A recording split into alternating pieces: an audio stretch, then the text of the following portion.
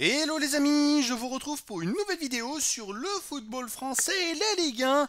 Et ça y est, le championnat 2024-2025 c'est terminé. Et dans cette vidéo, je vais revenir sur les scores des rencontres de la 34e et dernière journée. On verra avec plein d'informations, de statistiques, on verra le classement final de la Ligue 1 à l'issue de cette 34e journée, le classement final des meilleurs marqueurs, celui des meilleurs passeurs. Et on saura quels sont les meilleurs joueurs sur cette saison. Et on terminera par un petit aperçu des prochains matchs, parce qu'il va y en avoir. Et oui, il y aura des matchs de barrage, tout simplement, pour la relégation. Alors, cette 34e journée a vu beaucoup de buts. Elle avait lieu donc déjà le samedi 17 mai. Et Marseille, le deuxième, a battu Rennes, le 11e, 4 buts à 2. Avec, je crois, un doublé de Rabiot, un doublé de Greenwood. Greenwood qui a tout tenté pour essayer de ravir la première place du classement des meilleurs marqueurs. Ensuite, Lyon, le 7e, a battu Angers, le 13e. 2 buts à 0 avec 2 buts d'Alexandre Lacazette qui dépasse les 200 buts en carrière avec l'Olympique Lyonnais. C'est phénoménal. Il en est à 199 avant ce match. Il tenait absolument à marquer l'overscore sur un penalty. Puis il a doublé la mise, je dirais, sur une passe décisive de Ryan Cherki, qui, on va le voir plus loin, remporte le classement des meilleurs passeurs. Donc Lyon, finalement, grâce à cette victoire, on va le voir, accroche la 6e place et va en Coupe d'Europe la saison prochaine. Un scénario improbable. On va le voir dans les autres résultats. Nice, le 4e, a explosé Brest, le 8e, 6 buts à 0. Ils avaient déjà été coutumiers du faire en battant Saint-Etienne 8 à 0, je crois, en début de saison. Là, ils ont gagné 6-0. Ils ont récupéré, ils ont gardé la 4e place du classement grâce à ça pour aller en match de barrage de Ligue des Champions, où ils joueront 2 tours préliminaires, un troisième et un quatrième tour. Ça va pas être si facile que ça pour aller en Ligue des Champions. Saint-Etienne, le 17e, a perdu à domicile contre Toulouse, le 12e, 3-2. Les Verts ont complètement raté leur match et malheureusement pour eux, descendent en deuxième division. Lille, le 5e, a battu difficilement Reims, le 14e, 2 buts à 1. Strasbourg, le 6e, c'est la grosse surprise de la journée, a raté son match contre le Havre, le 16e. Ils ont perdu 3-2. Ils ont peut-être, pourtant, ils ont mené 1-0, je crois. Il y a eu un partout. Ils ont mené 2-1. Le Havre est revenu à 2-2. Le Havre qui était en bataille pour les barrages, hein, de Ligue pour descendre en deuxième division. Et le Havre qui a marqué à la 99e minute sur un penalty sur une Panenka pour l'emporter 3-2 et ne plus être en barrage, se maintenir définitivement en Ligue 1. Un scénario de fou. Et par contre, pour Strasbourg, ça fait que Strasbourg devient 7e du classement, on va le voir derrière. Nantes, le 15e, a battu Montpellier, le 18e, 3 buts à 0. Lens, le 9e, a explosé Monaco, le 3e, 4 à 0. Et enfin, le PSG, premier, a battu Auxerre, le 10e, 3 à 1. Vous voyez, ça fait beaucoup de buts. Ça fait 7 victoires à domicile, 2 à l'extérieur. 28 buts à domicile, 10 à l'extérieur, 38 buts au total, 4,22 buts de moyenne par match. Un seul match à 2 buts à Lyon, 2-0. Sinon, il y a eu Lille, il y a eu 3 buts. À Nantes, il y a eu 3 buts. Et puis après, il y a eu 4 buts, voire plus dans les autres terrains. Franchement, beaucoup de spectacles. Alors au classement final, bon, le PSG est champion avec 84 points, on le sait depuis plusieurs journées. Deuxième, Marseille, 65 points. Troisième, Monaco, 61. Ils étaient déjà assurés d'être en Ligue des Champions. Et c'est donc Nice, quatrième, avec 60 points, qui va en Ligue des Champions et qui jouera donc 2 tours de barrage. Ça va être très compliqué pour essayer d'accéder. Lille l'a fait, hein, cette saison. On va voir si Nice est capable. Alors quand on voit les résultats qu'ils ont fait cette saison en Ligue Europa, où ils n'ont pas gagné un match, ils ont fait 5 nuls, je crois, ou 3 nuls et 5 défaites, c'était une catastrophe.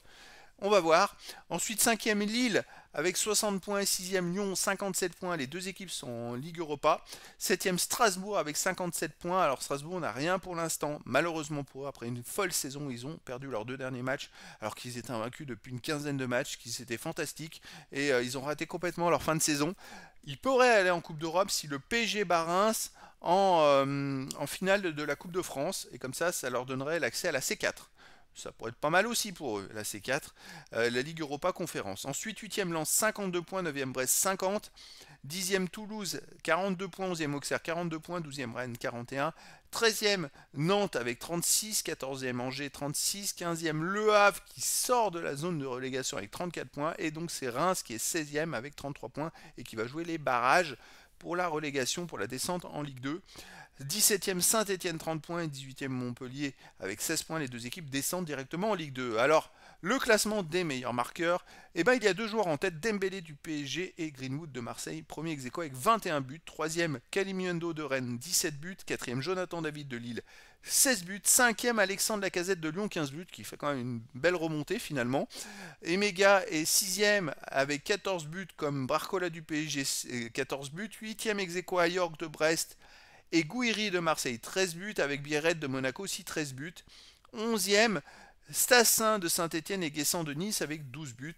13e, Nakamura de Reims, Mikotadze de Lyon et Laborde de Nice avec 11 buts. Pour le classement des meilleurs passeurs, en tête tout seul, Ryan Cherki qui a fait une passe décisive pour la Casette.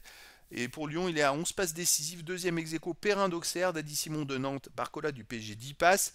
Cinquième ex-aequo, Akliouche de Monaco, Bakwa de Strasbourg, 9 passes. Septième ex-aequo, Sinayoko d'Auxerre, Klose de Nice et Davitashvili de Saint-Etienne avec 8 passes décisives. Alors, les prochains matchs, puisque maintenant il y aura des matchs de barrage, et ils auront lieu le mercredi 21 mai à 20h. Metz, qui est donc le vainqueur des barrages de la Ligue 2, recevra Saint-Etienne. Donc Saint-Etienne, non, c'est pas Saint-Etienne. Petite erreur, c'est pas possible, c'est Reims. Les amis, c'est Reims, c'est pas Saint-Etienne. Hop, je vais vous le corriger tout de suite. Ça, c'est important. C'est vrai qu'il y a eu tellement de renversements de situation hier dans la journée. Hop, petite erreur. Et ensuite, le match retour, les amis, ce sera le jeudi 29 mai 2025 à 20h30. Et ce sera cette fois à Reims. Et donc Reims qui recevra Metz. C'est plutôt indécis entre ces deux équipes. Reims qui va jouer aussi la finale de la Coupe de France. Ça leur fait beaucoup de matchs à jouer. Ils joueront la finale entre ces deux matchs.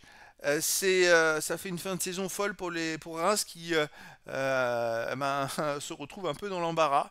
Donc on va voir ce que ça va donner pour eux. J'espère pour eux que ça va pas faire chou blanc dans tous les sens, qu'ils perdent la finale de la Coupe de France, qu'ils se retrouvent en Ligue 2.